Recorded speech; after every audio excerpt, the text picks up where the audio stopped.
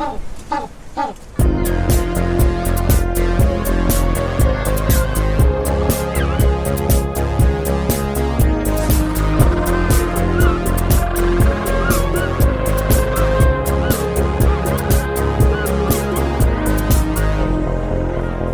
to the IPS Deep Think Tank.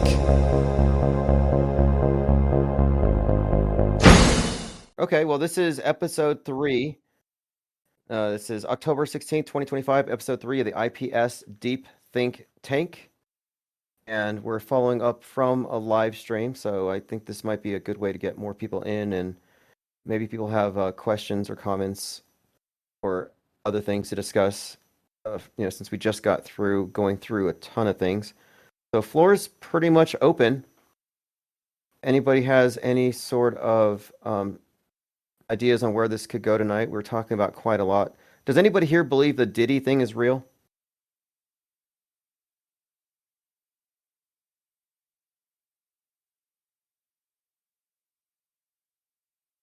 No Diddy truthers here? Okay. I'm just seeing like this alarming array of like content created where people are saying, did you hear that Oprah and Diddy got Justin Bieber in a room? And I'm like, okay, this is starting to sound like do-it-yourself tabloid journalism, but total fan fiction. But it's a reboot of like satanic ritual abuse claims, and I don't know if it's true. It sounds like a psyop. Well, I've noticed Yeah, that they're pushing it real hard on the socials. And anytime they do something like that, when they just promote, and it's just all these things that you're not even subscribed to, and it's coming across your feed nonstop, you can almost guarantee that it's mostly bullshit, if not 100%. Yeah, very good point. The worldview is largely a product of what they focus on and what they exclude. And if everybody's looking at something, then there's an agenda behind it. Somebody's pointing the camera. It's like the magician tells you where to look. And so I'm with you on that. If everybody's talking about it, like I heard about this from a friend who works at a fast food store or a restaurant, and anytime I hear something from them, I know it's mainstream, that it's percolated down to the people who aren't paying attention.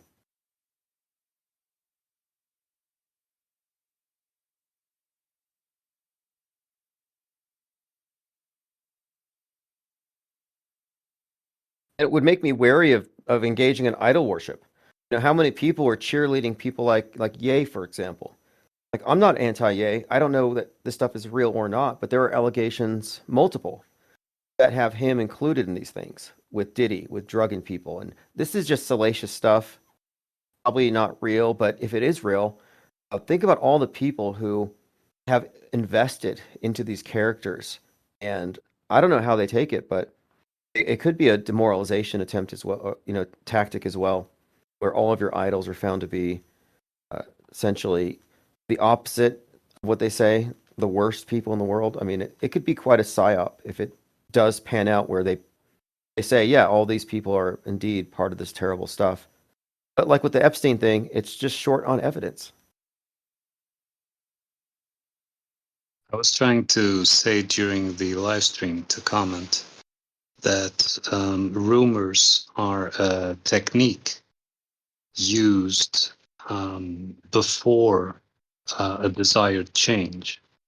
For example, if you observe, all these celebrities, they were built up for years, like these examples that you would admire and want to follow and want to be like them.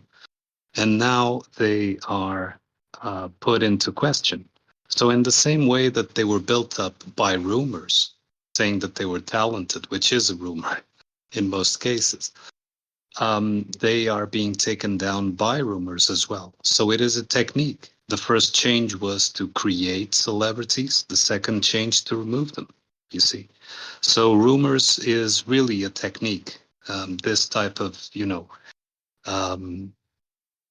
spreading of supposed events that would either make someone look good or someone look bad. They work the same way. It's a technique, in my opinion. Yeah, the thing about rumors is the spreader of the rumor is saying it's only a rumor, so they're given some kind of pass. Like they're not accountable for spreading wrong information because they didn't state it as a fact. And this is a common thing in Trutherville, and I don't think it should stand where rumors are treated as currency. Like, oh, this is a step closer to the truth, or it's a maybe truth. Like, no, it's a rumor. It's simply not backed by anything. And rumors are a huge part of psyops. Everything we see, for the most part, is see-say and hearsay. And for some reason, people find this second and third-hand information compelling. But yeah, you're right about that. Rumors are very powerful, and it's like the cheapest form of psyop is just the lie, the basic lie.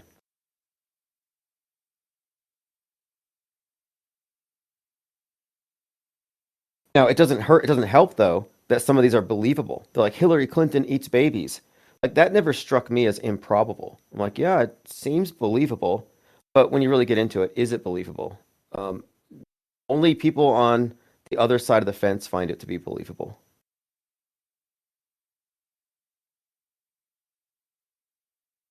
And so I had a question about active measures and like poisoning the well. Do you think once there's tons of controlled opposition surrounding a topic, that might in some way warrant further investigation into its legitimacy rather than just chainsawing all of its claims wholesale and continuously debunking shills and paid actors?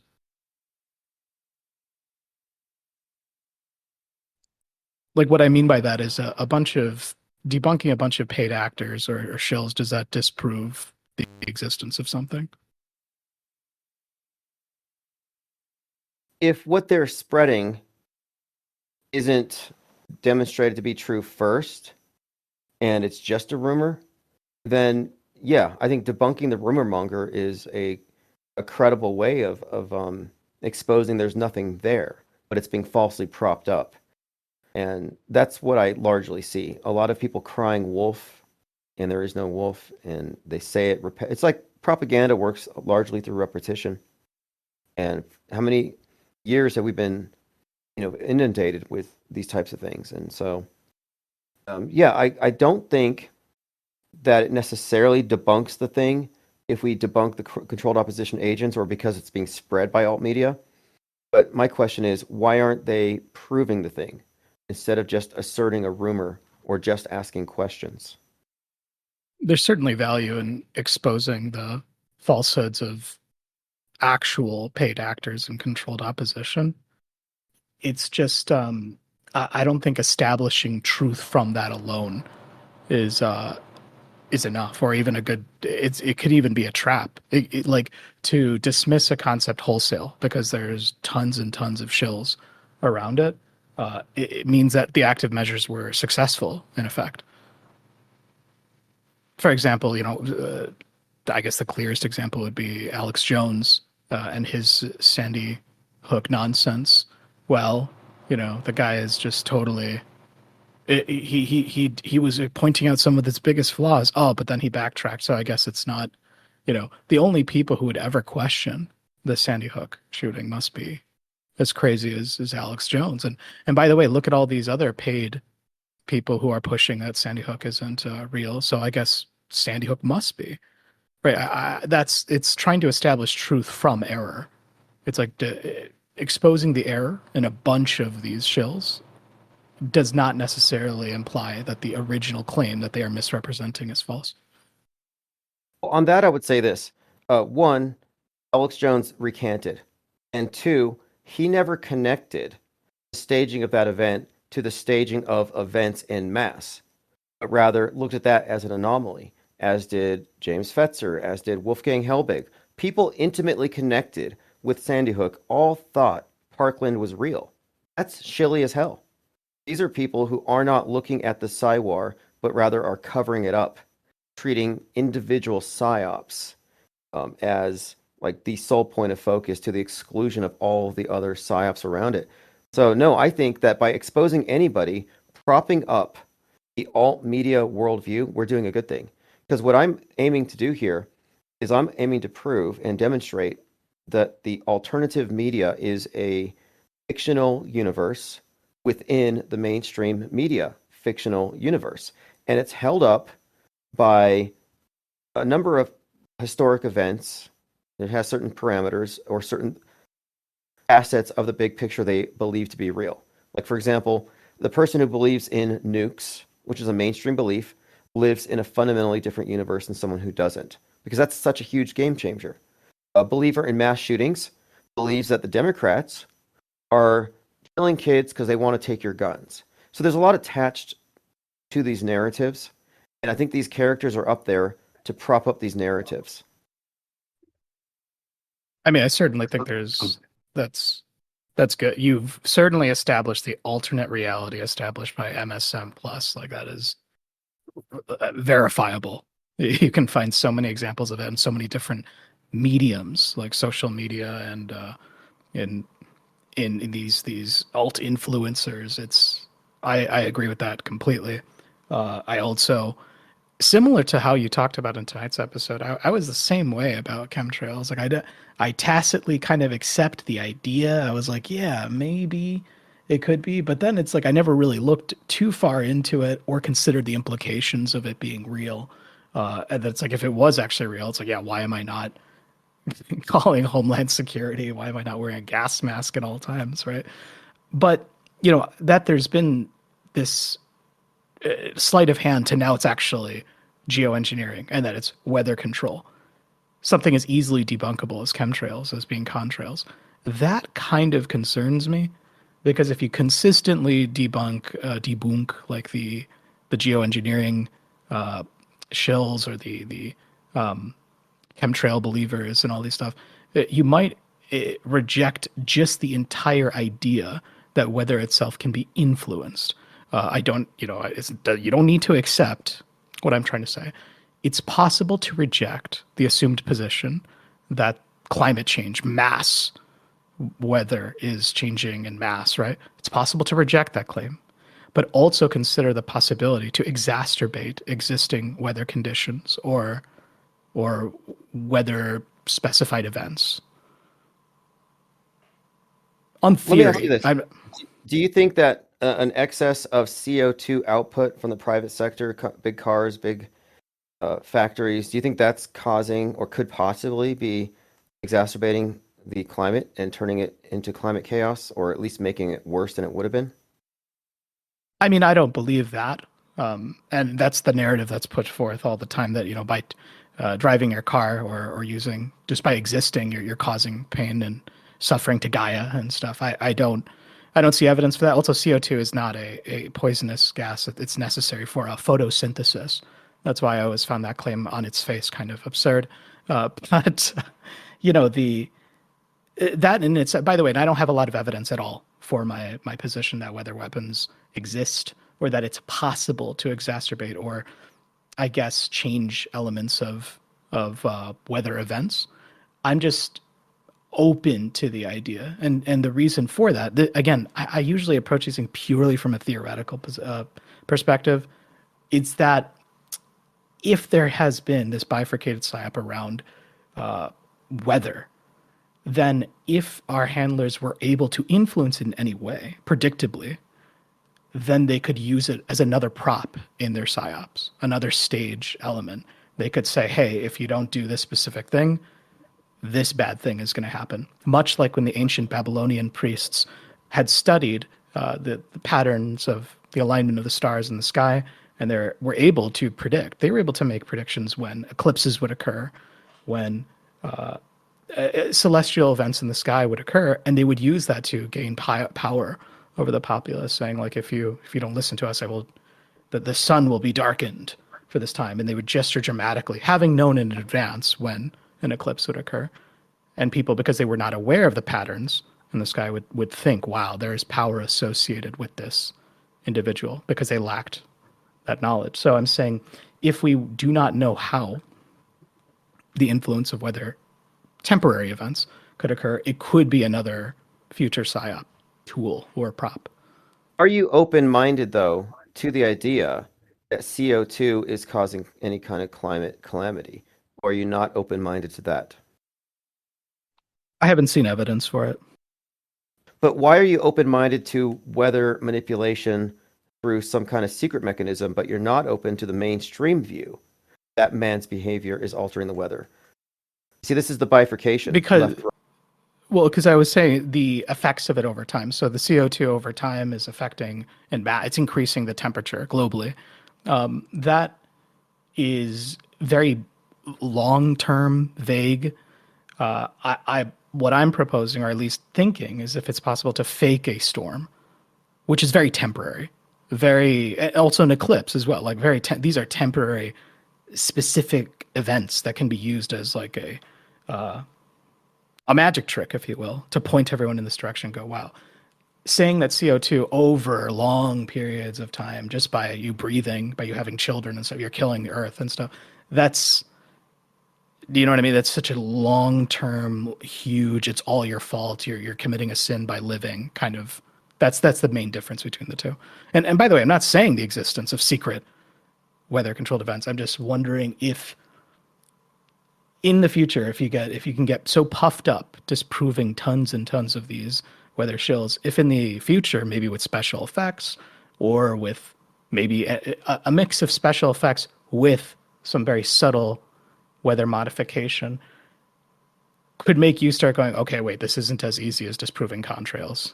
Huh. Well, they have done this. They've already psyoped the weather for years, for decades. You can find examples of reporters leaning into fake wind, pretending it's worse than it is. They use different climate models to create the perception that ocean levels are rising. Why do you think you have climate activists setting themselves on fire? They believe it's happening, but it's not. So why do they think it is? Because the media. They don't need to literally change anything. They just need to do it on TV. Just like they don't need to literally kill people in schools or in shopping malls. They just do it on TV. I'm saying that they can take existing weather phenomenon and magnify it in the minds of the believers. And they don't need to actually modify it in any tangible way. They just need actors to lie about it. Yeah, no, I agree with that, and I think even the relevance or the controversy even surrounding chemtrails and stuff is to put into people's mind this idea that there's some controversy about weather control, and then when if they ever do pull off an event that's beyond the screen, who knows if it's even in your area or something like that, then you'll be like, okay, I don't know how this is being done. Oh man, okay, I better. Is what will happen to many people, So, going a little bit back to the previous question that was linked with this one, there's also something that we need to take into account, which is they perform, let's say, psyop sacrifices in order to validate the overall point. For example, Sandy Hook is a psyop sacrifice, in the sense that, okay, Sandy Hook can more or less be accepted as a psyop, particularly, which means that all the other shootings had to be real by inference, right? So, in that sense, to for example, state that this particular hurricane that now affected Florida or the previous one in North Carolina were somehow made manifest, and then you debunk that, you could say, oh, then all the other weather events could be manipulated, or vice versa, right? But I think it's more down the line of what you were saying, Leon, which was that if you know beforehand how weather works and how it will exactly manifest, whether it is predicted in the stars or some other way, because we do not have access to actual true science in its entirety, then that perception can be manipulated. And you can give a sense of uncertainty by not allowing the true scientific knowledge of prediction of weather circulates in weather programs, for example, and so the weatherman is never right, or is rarely right, or sometimes he is, sometimes he isn't. But that doesn't mean that the weather can't be fully predicted, for example. And if the weather is fully predicted, and if I know that tomorrow there'll be a tornado here in this location, then I can generate the idea that I have the power to generate it, like you just stated about those priests. Yeah, I think this is psyop. like new.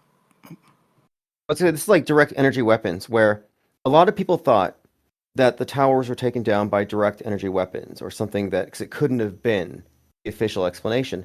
And I call this MSM plus because they reject the mainstream, so they add on to it direct energy weapons. And I'm saying here that we have utterly debunked the MSM plus, and in doing so, we're not effacing, or rather, it. I guess what we're kind of doing here is we're getting to deleting the unverifiables and not adding on stuff that doesn't yet exist or isn't really known to exist. Like, we don't need to add it into our consideration. So, like, if another building gets hit by an airplane and it melts and it falls, I'm not going to say, could it be direct energy weapons this time? Maybe they invented it. No, I'm going to go with psyops as usual. And so, like, I don't really think about it in terms of what they are going to possibly develop in the future, because the best predictor of the future, I think, is the past, relevant past behavior. And it's been fake from the get-go, from the very beginning. They've been using media to make our worldview more chaotic, put us into an end times point of view. And so I kind of think we can go ahead and reject this stuff, reject the plus, reject the direct energy weapons, the potential things they might have in the future, and let's just go with what is, because they have everything to gain from us thinking that they are more powerful than they are. One of their primary weapons is the nuke. They have the atom bomb, which has the masses convinced that the power elite can destroy us all with the push of a button. That was a major power grab, and I suggest that we take that away from them, take that toy away from them. Yes, that was exactly the point I was trying to make. Go ahead, Leon. Sorry. Yeah, I'll comment on both those. I was going to say, yes, psyop sacrifices are absolutely real. Like Jussie Smollett, that was an example of, okay, look, the mainstream media did call out one racially incited hoax, so that means all the others have to be real. So that's real. That's certainly something people need to consider as well. And what I was going to say about. I already forgot the next point you were talking about, Tim, when you were mentioning yeah, Dr. Judy Woods. There we go. That was directed energy weapons. Something about Dr. Judy Woods is, again, she had the assumption that people died, that this wasn't a stage production, and that's the one common thread amongst all of the noise that was introduced around that film, is that that this was a real American tragedy. This wasn't just the demolition of these two iconic buildings. And by the way, two, right? That's already a problem.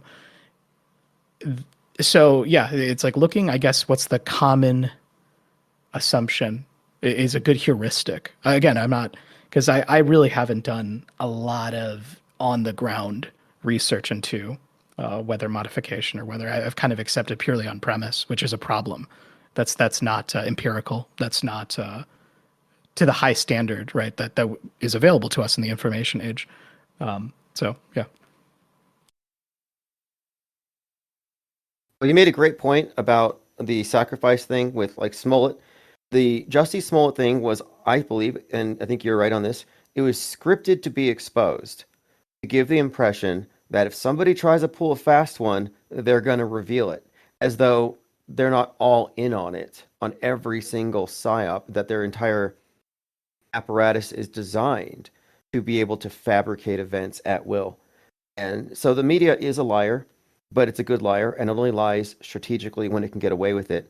And occasionally they throw something out like that, which makes it seem like, yeah, they have some internal checks and balances, and they will prevent something like that from getting a pass. And so, yeah, I think Jussie Smollett took a fall to give the perception that media is intrinsically honest. It's kind of hilarious, but very smart move. I kind of got that energy from the recent Doom thing that occurred of recent. I'm surprised by people who normally don't even consider auto hoax stuff or skepticism are saying this looks kind of weird. You know what I mean? Even regular people are starting to think that, and I wonder if this is one of those so poorly made that it's kind of making people question. You know what? You might be onto something. And I think this is intentional, the fog of Psywar, where they want people confused and ambiguous. And discerning people will see fake as fake, but they can't contextualize it. I've listened to many leftists, I'm talking mainstream wokesters in podcasts, who all think that it's likely that Trump could have faked it, but they always get stuck on the death of the fireman. And like, well, no, people died, so he couldn't have done it. Then all these other people would have been involved. So they can't go far enough to reach the truth. So the truth is out there, but if you're in the box, you cannot put it in the right context. The only context in which it makes sense is when you're outside the box and you see these various hoaxes in their proper context. So it is true that there's an opportunity now for the growth of auto-hoaxing media skepticism, but only if they get outside of the controlled mainstream and alt-mainstream dialectic. And we're introducing parallel media, a platform for the deprogrammed, where enough of us, as our numbers grow, I think it'll create a community, a place where people who are already aware of the psyops can communicate at their level without being hampered by the box and its presuppositions. Where our starting point isn't, oh, this is a tragedy, who did it, but rather, what's the point of this fakery today? One way that we can see how the media validates itself, and of course this is just a mere mundane example, is there's a tradition here in Portuguese media of in April Fool's Day, 1st of April, all media outlets release one prank news article, and they allow it to stay for one day, and at the end of the day they say, no, this was the prank news, right? Which means the rest was all real, when in fact it's quite the opposite, right? It's everything was fake, and you just pointed this one out as a prank to in fact validate the entirety of what you have been reporting.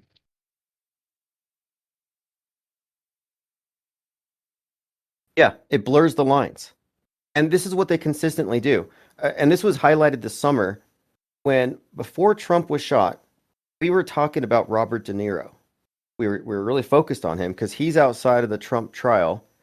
And we're saying they're using him on purpose. He must have some significance here. And this is how they bend our reality. This is how they merge the entertainment and the quote real. And it's just fascinating to watch because we're looking at Robert De Niro knowing that he must have a purpose to being there, not just a random lefty with Trump derangement syndrome. And it turns out he's attached to several significant predictive programming examples related to the ear wound and the headshot and the assassination attempt. And it ties into previous events. And it is so thick and rich with connections that we've been pretty much vindicated here in how they are merging these two worlds, real and fake, all the time. And I think the confusion that they sow helps. But it's never been, I think, more abundantly clear that they're tapping into our subconscious. Like the guy with his ear cut on Breaking Bad. How is it that a TV show that aired in 2008 has a scene that people are instantly reminded of after seeing Donald Trump getting shot in the ear, where right after they go and they comment on the YouTube video? That shows you that, you may not think you have a good memory, but the programmers disagree with that.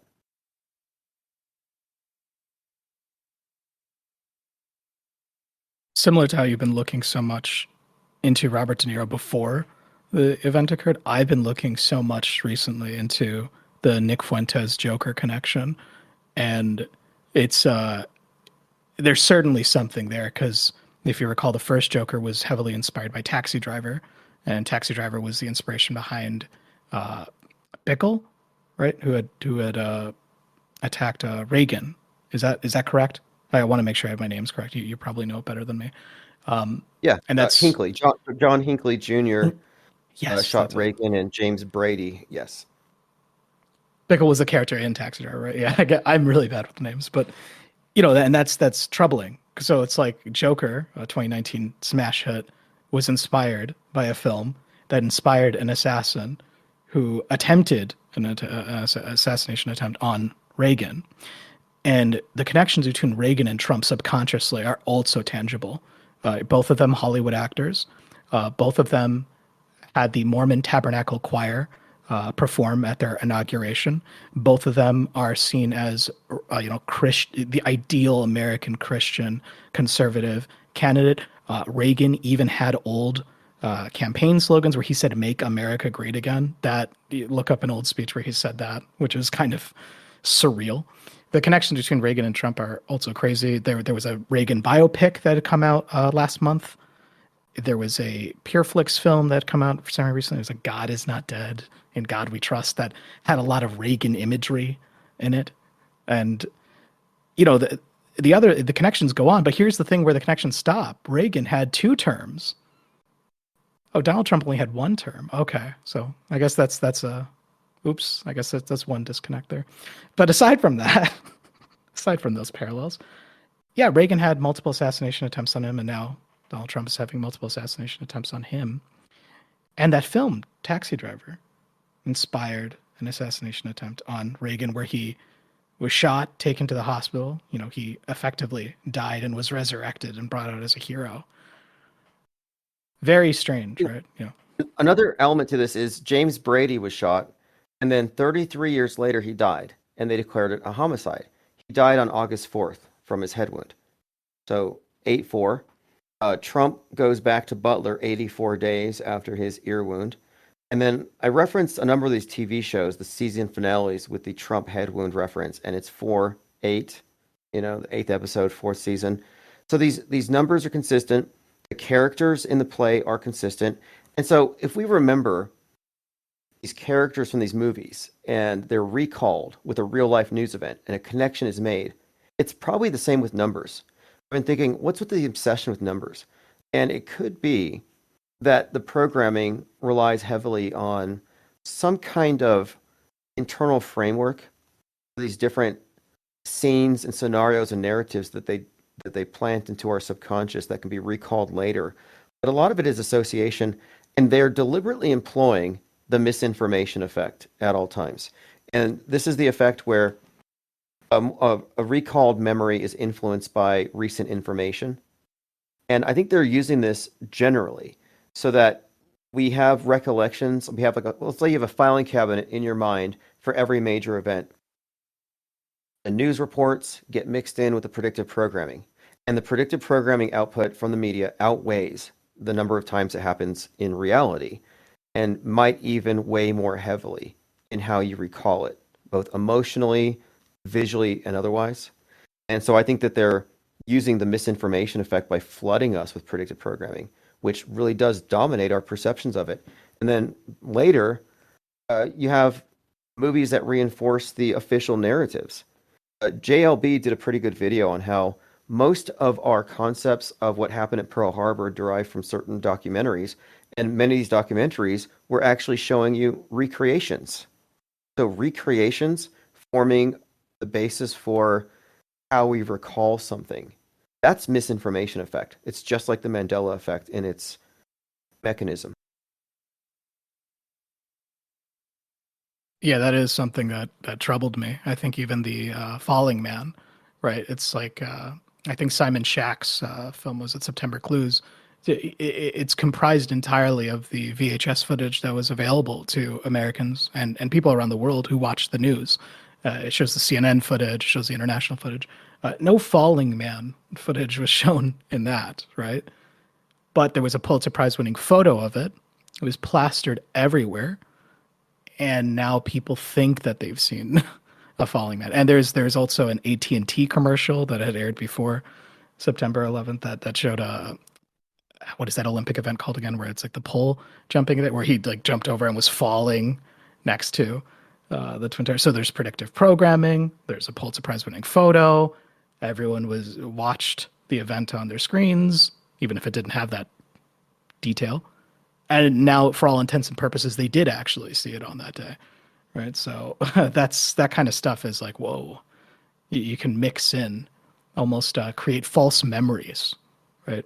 And that's the essence of hypnosis and gaslighting, right? It's like you create false. You were there, right? You were there, of course, right? That's really good. AT&T streamlining business, World Trade Tower. I just did a search, and the comment on Reddit was like, this commercial aged poorly.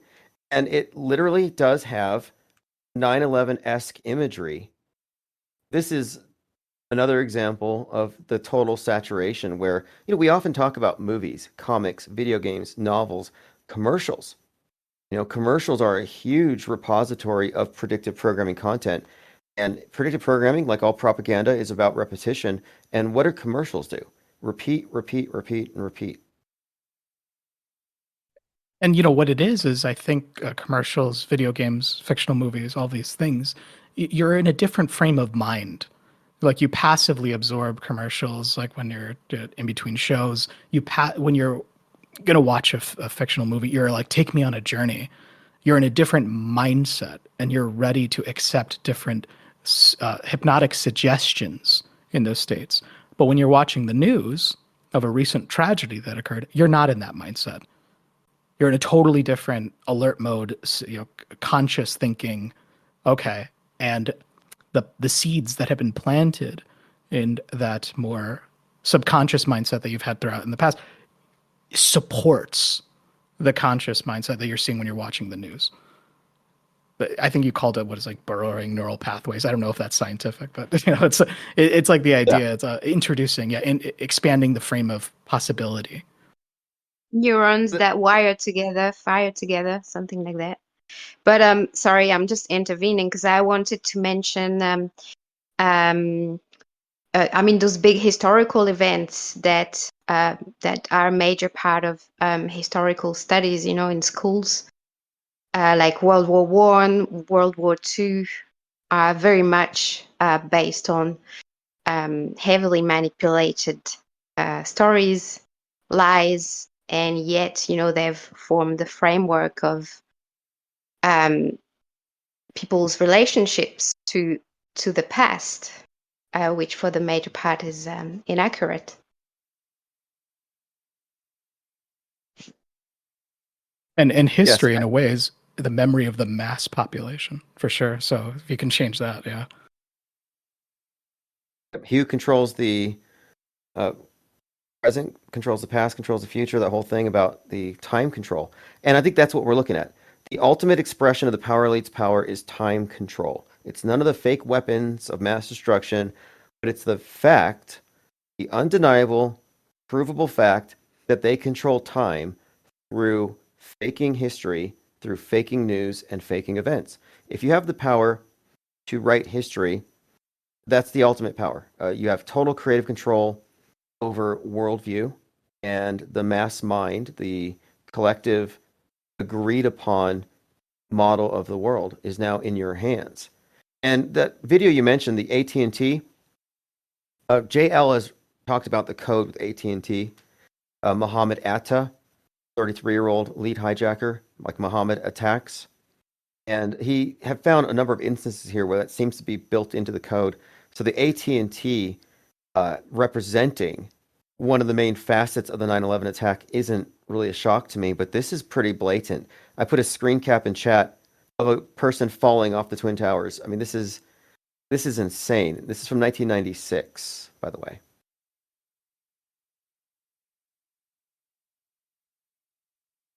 Yeah, and the planting these subconscious suggestions, that's subconscious. But then when you're looking at Wikipedia, you're conscious.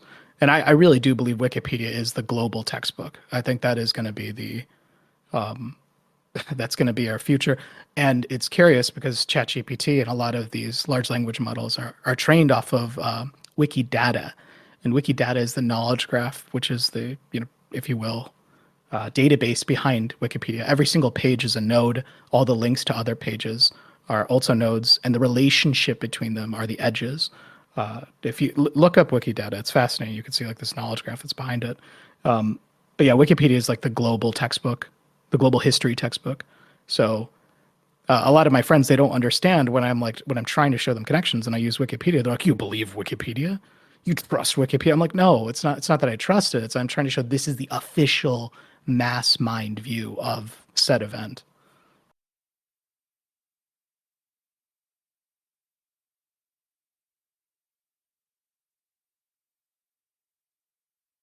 To add on what LG Rhythm said, I did a little search here about neuroplasticity, and it says groups of neurons that fire together create, and these are neural networks, groups of neurons that fire together create electrochemical pathways and shape themselves according to that activity or memory. And it's describing the power of repetition.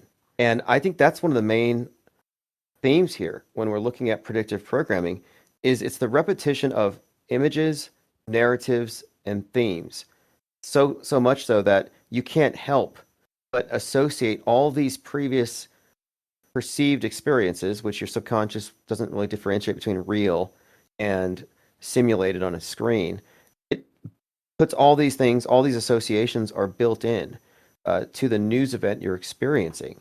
So you're primed to believe it. You're primed to respond in predictable ways, and it's really ingenious what they've done.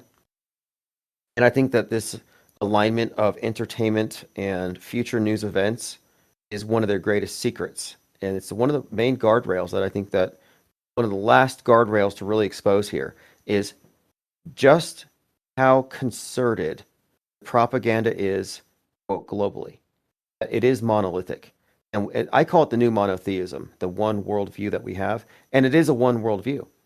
It's undeniable at this point that en masse humanity has accepted certain parameters, that this is the world, 25K circumference floating in space. These are its conditions, and these people are in control, and they can blow it up like this, and these are the enemies. This is the stage. When, if you uncover even the basic space fakery, it kind of destroys the idea that everybody's in competition, that America's trying to beat the Russians, because obviously we're all on the same page when it comes to the special effects department representing our cosmology.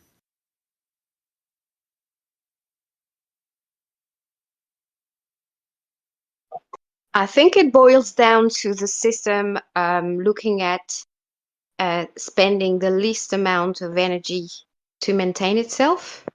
And the more people adopt this monolithic worldview, the less energy the system has to keep itself going. You know what I mean? Because it's all supported by everyone. Whereas if you imagine everyone having their own interpretation of what happens and what happened, then it kind of goes all over the place. And for the controllers to maintain that and to exert control over the masses, it becomes impossible. I will say the connection between predictive programming and media fakery is huge. I think that is a such a big thing because I've known about its existence since I was like a teenager. In the early days of YouTube, they used to have these, predictive programming compilation videos. Long ago. Like I knew long ago in Terminator 2, it said, 9/11. I already knew about, was it like Bart holding up the money next? I already, I've seen a lot of those already, but my explanation or frame of reference for it was, supernatural. I tried to look up the Kabbalion, which is a translation of the Emerald Tablets, and I thought, this is the religion of the elites. So they're basically planting these subconscious messages so that when it occurs, when they actually do take out all these people in this terrorist attack, people accept it. And I was like, yeah, revelation of the method. They have to tell you in advance to clear their karmic debt. Yeah, okay. And so no, that doesn't, you know what I mean? That doesn't even, on it, those explanation. And then there's now you're telling the recent rise of simulation theory. And so all of these false explanations are desperately trying to hide the fact that predictive programming is compelling evidence for media fakery. Like, No doubt, no doubt. And it got me too. I was noticing uh, symbols in movies, the esoteric side of Hollywood, way before I started looking at the news. And to me, it just affirmed that, yeah, there's something supernatural at work where the world is run by uh, warlocks, witches, and these are mass human sacrifices. And I was already into that, studying this stuff. And so it all made sense because if you accept as a premise that the news is presenting the world to you as though it's a window to distant events, and all these anomalies can only be explained through the supernatural. But that's their main trick.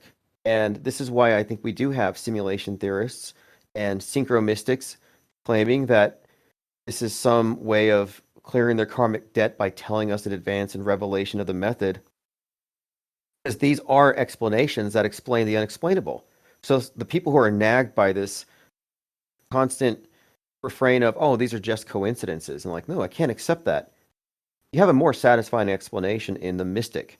Like, oh, this has got to be some kind of deeper magical working or some kind of synchronistic event. But whatever it is, you can't just ignore it. It is a thing. Predictive programming exists. But the wrong explanations have prevailed since this synchromysticism started really after 9/11. But until we as a think tank pushed back on it, there was no unified challenge to predictive programming theory until now. People noticed it as an anomaly because it's interesting.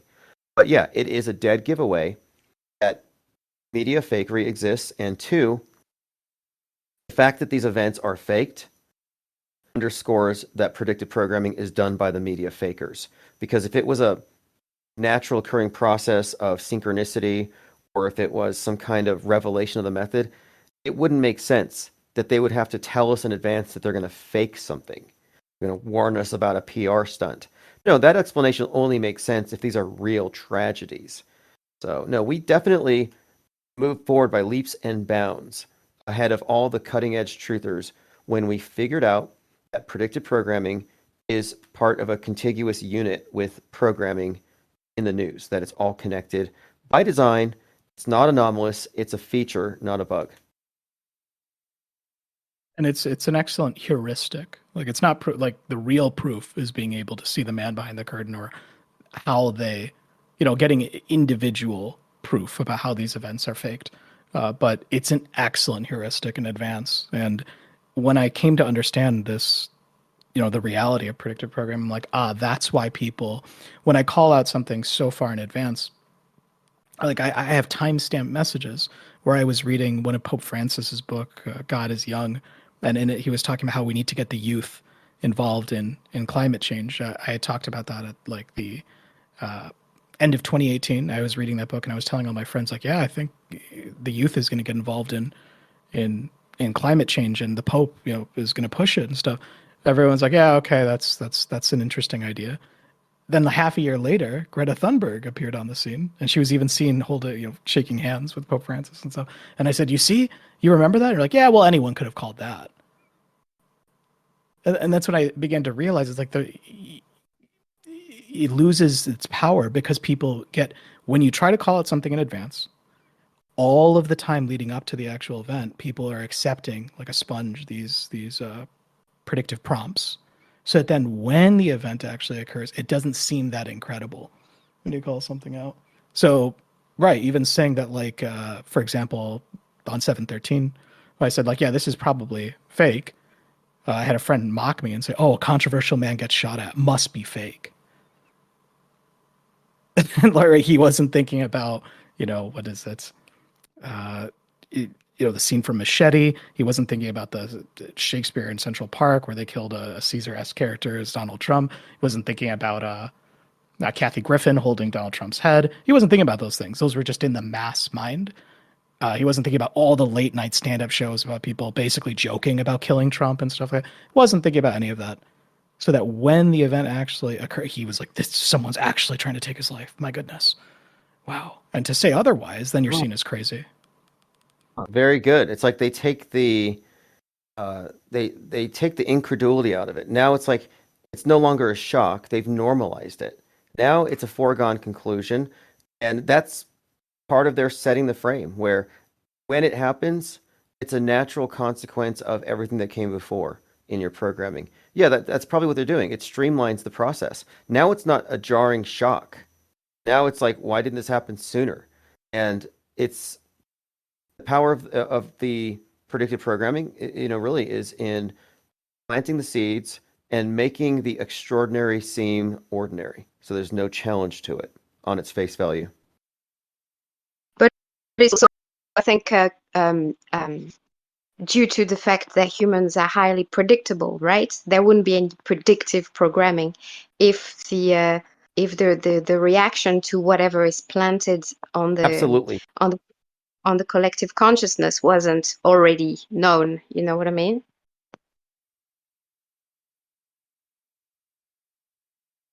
The whole basis of perception management and public relations has been the discovery, and Edward Bernays, again, great uncle to the founder of Netflix, he put out the book about propaganda and the public mind, but they had figured out back then that you could change behaviors en masse. You can change humanity. You can change, I think it's amazing how 1984 was a horror story about total surveillance, and now they sell us total surveillance on products so we can self-surveil. Like they've totally changed the paradigm, generation by generation. You see it through marketing, and we are predictable, totally controllable, and like robots. There is a case as well that can be made for 1984 and what's the other guy's name? So George Orwell and Aldous Huxley. Huxley, Yeah, they were both insiders, right? And I can't remember which one was the teacher of the other one. I think it was Huxley who was Orwell's teacher, and Aldous Huxley's brother. I can't remember his first name, but he was the first president of UNESCO. And yeah, all highly connected to the controllers in some aspect. So it wasn't really fiction. It was more like like a political program in some aspects. Yeah, and I've always wondered why in U.S. education, I don't know now what it's like, but it was in public schooling. Those were two required books. And I could never understand why. I was like, these books that are basically foretelling these dystopian futures, why would they try to warn everyone about it? But it makes a lot of sense what, both of you are saying is that because it's not going to happen. Instead, they're going to make us, instead they're going to market it to us so that we consent to a much friendlier version of that, right? We don't have 2 minutes of hate. We just have late night talk shows who, bring up a single person, have go, look at this person. Oh, and everyone laughs and boos and stuff. But it's not the 2 minutes of hate from 1984. Oh, there's no such thing as Soma, right? But, the mass proliferation of marijuana everywhere and stuff like that. So you see, basically, it's not exactly the same. Instead, it's consenting. In those books, it was non-consenting. It was. That's how it came about. And it's not going to be like that, so.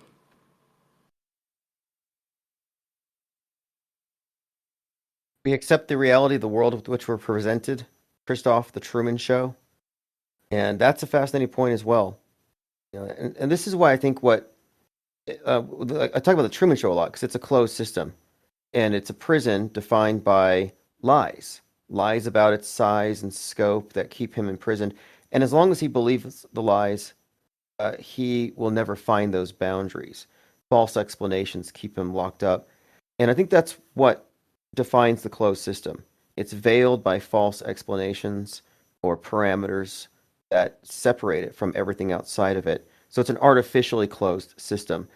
And the mass media itself presents a worldview that's a closed system. And nobody from within it can ever get out until they reject some of its parameters. And that's why I think it's useful to even talk about things like, questioning NASA, for example, big question stuff, or even nukes. Because if you remove one of these things from the closed system, it opens up like a Pandora's box. The idea that, okay, this whole construct is now up for question. And so I'm always interested in getting past the guardrails that keep people in the boxes. And that's why tonight I spent so much time talking to James M. about chemtrails. Because I think one of the main components is fear. And if any of these conspiracy theories contain some kind of thing to be afraid of, a paranoid delusion, essentially, that's been introduced. But I think fear is one of the most powerful emotions out there. One of the most readily tapped resources for the power elite media. It's really easy to scare the people. And then when they do, we act like sheep. So what I really focus on here is let's purge the fear, because I don't want to be sheep-like. And alt media is sheep-like, mainstream is sheep-like. In 2020, we saw a lot of people out of fear aligning themselves with controlled opposition and becoming part of the info war. But they did so out of herd solidarity. And yeah, fear is one of the main components of this thing. Insecurity, and of course, fear of going against the mob is one of the most potent things they have. And that's what keeps a lot of people in the box. Fear of being laughed at, outgrouped, or exiled. And the larger the parallel media goes, the less that fear will exist. Because now the cost of leaving the mainstream is lessened, because you have a rational group of people who have a very compelling perspective that aren't involved in the left and right fight. So in the end of, I think after the elections, a lot of people are going to be burned out. A lot of the propaganda money will have been spent. A lot of the bots will be turned off. I think there might be a period of calm after the election. And I'm hoping that that might be a time when what we're doing perhaps we'll have the chance to like pick up a lot of the people who are fed up with the left-right fight in the info war.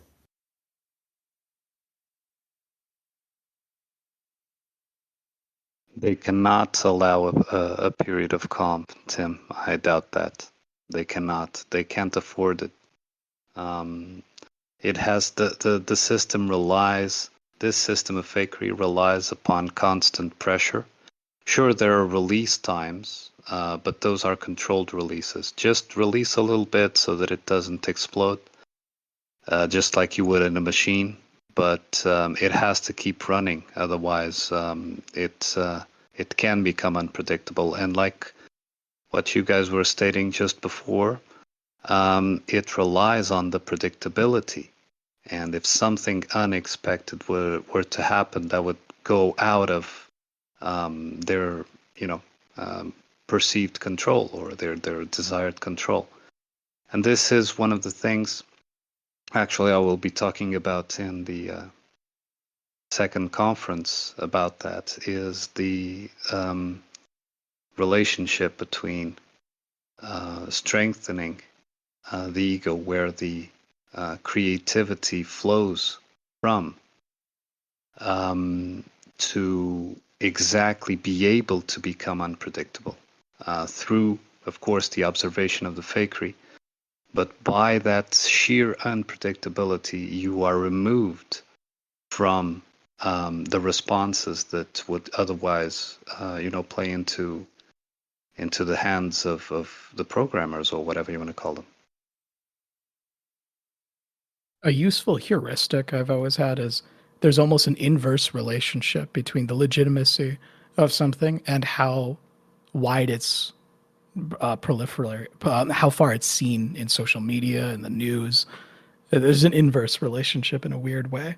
So it's like local news, events that occur maybe in your district or county and stuff. Yeah, that's likely real. That's pretty. You can walk over and verify it yourself. But once something gets a national news cycle, once something has its own theme song, once it has its own Wikipedia article and a whole hashtag campaign and stuff, then I'm like, it involves closer investigation almost immediately. And, if anything, I'm looking forward to the future narrative that's coming out, that we talk about mind viruses a lot here. I wonder how they're going to market auto hoaxology as a mind virus, because it's by definition they're not dangerous, right? Like if someone doesn't believe in anything, that they're not excitable enough to do a terror attack or something. So I'm really looking forward to how they will have to engineer some kind of way to make that appear as a mind virus. Maybe they'll say, "Oh, Well, these people." Leo, the answer to that was seen in 2020. To be a non-believer is to be a danger. So To that be is a how they will denier. market it. Right. And what is it? The asymptomatic, right? So it's like Right. people who are That healthy is are how they actually will sell it. dangerous. Yeah. I don't think they actually allow room for non-believers. There is either room for believers or for what they call, deniers. So if you don't believe in climate change, or if you have a different perspective on it, then you're a climate change denier. Or same thing for the COVID denier. Recently, I was called a denier. Actually, I'm not denying anything. I'm just suggesting that there is more to the story, and I'd like to have more information for me to be able to make a conclusion. But there is no such room. So yeah, you're either in the believers box or in the the uh, deniers. Great, great point, because non-belief is not denialism. And this is Otto Hoaxology axiom number 2. Non-belief is not denialism. I don't believe in unicorns. I'm not a unicorn denialist. The unicorn believer has to prove the existence of the unicorn for me to be a denialist. And to address what Leo Friend said about how are they going to attack auto hoaxers, they tried with the birds are fake movement, where they created this fake movement of people saying that birds aren't real in order to demonstrate how potentially dangerous it is for ludicrous denialism of facts to proliferate. And birds are fake, of course, isn't a claim that weighs as much as one of our claims, because we can test it. We can see that birds aren't fake. But they can't, like, we can find a dead bird. Show me a dead kid shot in a school at one of these events. You can't. So these are qualitatively different claims. But yeah, they tried with birds are fake, which happened to be started by some students from Parkland. Surprise, surprise. Wow. I do remember that. And it's funny because the least critical people I know were the ones to embrace that meme. And they thought it was so funny. And they thought they were being so witty. Being like, oh, don't you know? Birds are from the CIA. They're all spying on us, birds. And I was like, okay. Okay. And Trump took fake news. That was the first one right there.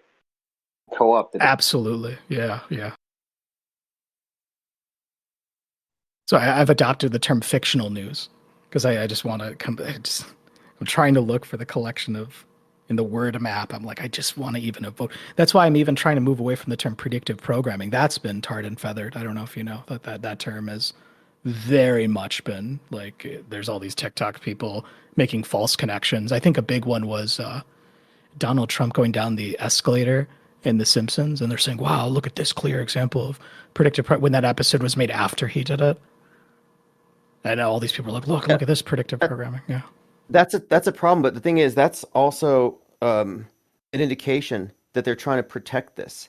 So I'm doubling down on this. I think we need to hijack predictive programming with the correct definition, because everybody knows what it is. And if we say, hey, you all know about predictive programming, right? Everyone's like, yeah, Simpsons. You say, well, this is how it really works. So I think there's still plenty of use for it as long as we define it. And I think when we added concurrent programming to our lexicon, we cemented that. So we just have to talk about predictive programming, concurrent programming as an extension of mass media and a form of foreshadowing. But we just have to take it from them, because they're deliberately trying to sabotage that with fake evidence. That's what they often do. They have those disinformation agents that bring out that make those extraordinary claims in order to discredit, to discredit the relevancy of the points that are tried to be made. Yeah, so those extraordinary claims kind of capture the conversation and just takes everyone towards a dead end. Yeah, I mean, the explanation of revelation of the method or synchromysticism, it leads people to a dead end. I called synchromysticism a dead end. I said it's deader than the Mandela effect because it leads you to, oh, we've made it to the end of the matrix. We figured it out. And normies can't see it, so I'm above the normies, but I'm not one of the controllers, but I'm like, it's almost like an elitist attitude now where the normies can't see it. They think it's a coincidence, so they don't have this insight into the simulation or the higher thing. And that's a dead end. So I think that there's still plenty of room to go in our understanding or our definitions and fine tuning our understanding, but we have the answer. And that alone is a game changer. So I'm really pleased with what this think tank has accomplished as a way of breaking away. And to the people who just mock this stuff and say, like for example, the people who dismiss predictive programming with a hand wave, yeah, they're coming from a place of ignorance, but they're in the box. And so what we need to do is aggregate people outside of the box who aren't so limited because we are correct and we can't be shamed by people who don't actually have the intellectual high ground. And for so long, it's been assumed that conspiracy theorists are intellectually deficient, dishonest, and misled. And that's just because of how they've been misrepresented. But in reality, we have to stick to where we're right and build on that and not be cowed by the alternative brainwashed into complying or conforming. Yeah, and I think clearly defining what the topic of discussion is also really important because often when I try to show friends example of predictive programming, at first they're amazed and like, wow, this is kind of crazy. But then they're like, wait, are you saying like the director of this movie is a part of like the Illuminati or a part of some and I'm like, that's a different discussion. I don't know, right? What I'm trying to do is solidify the existence of this phenomenon, how it's implemented, what kind of secret societies may be involved, what are their motivations, a totally different discussion, right? We need to first stay focused and say like, yes, this phenomenon exists. It's a model that has predictive power, has tenacity, it's reproducible. It's like that. Just focus on that. People often conflate the problems and they say, well, if you're saying this, what are you saying? They're like, all these people are involved in some crazy conspiracies, metascriptors and all that. I'm like, chill. Hey, I got a question. Do you guys think they can uh, fake a tidal wave or something like that? I don't know. I've always wondered. I'm not sure, but it's certainly something I've been considering I need to basically look into more scientific and empirical evidence for weather modification rather than just going on suggestion or narrative based. It's certainly something I'm going to look into because Does a tidal wave fit into that category, into weather modification? Wouldn't that be like a, I don't know. I'm just wondering if they can do tidal waves because I think that sounds plausible, right? To me. the term weather weapons have become so that I also am very careful with my words as well because there's certain associations with some words that make people immediately roll their eyes and then do hand wave away and say like, all right, whatever. So I haven't looked into it, but it's always it's the thing about autohoaxology. It's like you don't need to explain, you need to prove the claim that what we're being shown on the news that this is happening is real. It's not the other way around, right? So it's like when people say, well, how do you know that these weather claims are being exacerbated? It's like, well, I have high information unbelief. It's like I can show you all these shills and people fake crying and pointing to their gives and goes and stuff as a result of it. It's like, that's people often accept claims on low information. So there's low information belief, high information disbelief or unbelief. And there's also low information unbelief, right, where people accept narratives as is and say, oh yeah, there's no way predictive programming is real because I saw a crazy person reference The Simpsons one time and the episode was made after the fact. Ha. I would Well, even we have to I would be even okay. say that. Sorry. Oh, I would was just even going to point out that. Go ahead, because yeah, go ahead, and then about 5 more minutes here. When to close out. okay, I would even say that low information belief is due to predictive programming, because note that predictive programming is intergenerational. I mean, we have decades before events are faked, predictive instances for them, right? So predictive programming causes low information belief due to subconscious expectation. I just wanted to say that. Go ahead, Tim. Sorry. Okay, great point, actually. You're talking about how predictive programming increases the believability of what it foreshadows. So, absolutely, it increases the believability of it, which means they need less information to believe it. So, it greases the skids. Very, very good point there. Yeah, that's probably similar to what we were talking about earlier when we said about neural pathways. If something is perceived at a subconscious level, maybe that triggers the formation of a neural pathways, so that when the event actually occurs or doesn't occur or is presented as if it had occurred, then the pathway to receive it as a valid information is already there. Yeah, like post-hypnotic suggestion. It's all these things tied into one. But there's a strong case to be made that when you just look at predictive programming as a form of propaganda, so to say predictive programming doesn't exist is tantamount to saying propaganda doesn't exist. Because we have to understand that it's a form of propaganda, and it's sophisticated. It's far more sophisticated than anything we've seen before. It's the most advanced form of propaganda ever created and devised and implemented. And at this point, to say it doesn't exist can only come from a place of incredulity, which is not a good argument. It's fallacious to say, I can't believe it because I'm incredulous. But the fact of it is, there's evidence for it. And not only is there evidence for it, but there's also plenty of concurrent programming that's even more definitive. And in the last 2 years, we have so many examples of real-time alignment between entertainment created months or years before and the news events that it parallels, that it's undeniable at this point. It is actually denialism to say there is no predictive programming. So we have to look at this as through the lens of it being a form of propaganda that is outside the experience of the news consumer. And it's a place of naivety. They're naive to say it doesn't exist. And it's arrogant, naive, foolish, to dismiss it with a hand wave, thinking that you have the authority because you trust the monolith. Like, no, we've got it. We have the inside scoop here, and we're acting on it. And I'm pretty confident that moving forward, the number of us are going to grow because they don't have a refutation. We have made the case for predictive and concurrent programming. It's alignment, and I call it entrainment. The entrainment of the collective subconscious with future news events. It's there.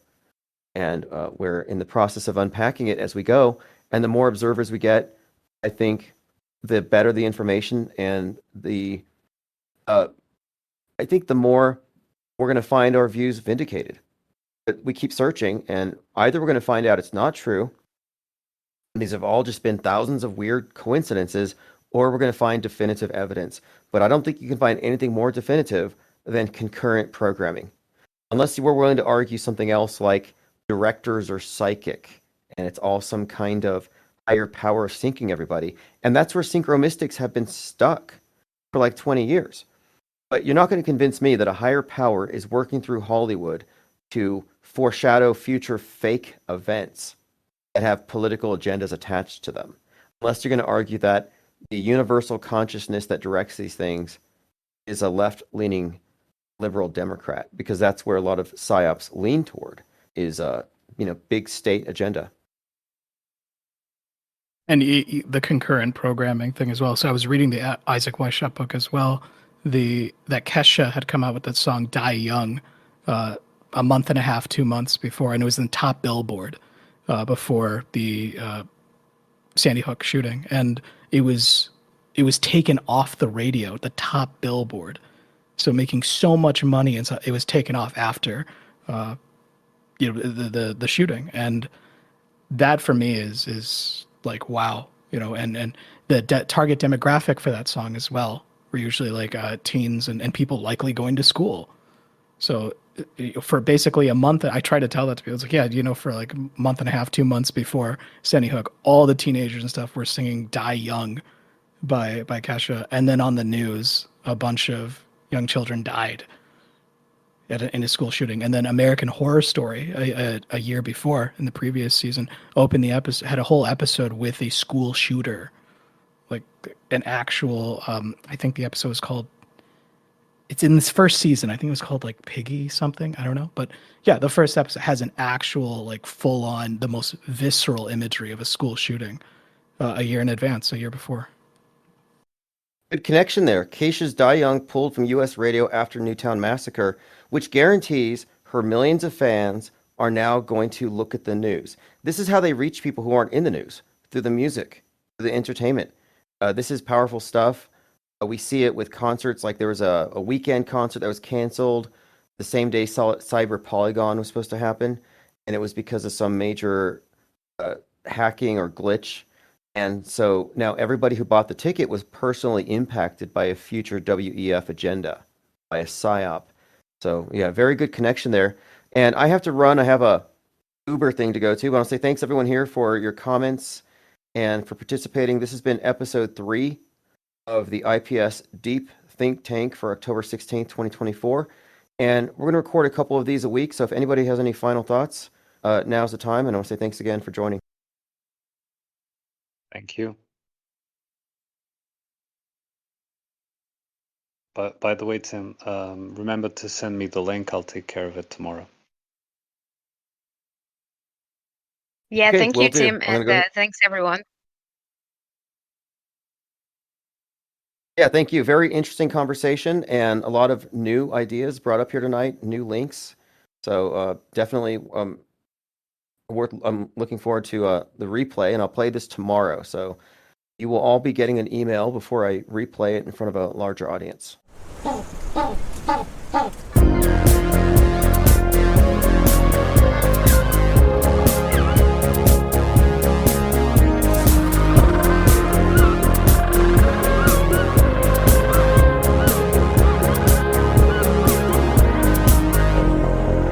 Welcome to the IPS Deep Think Tank.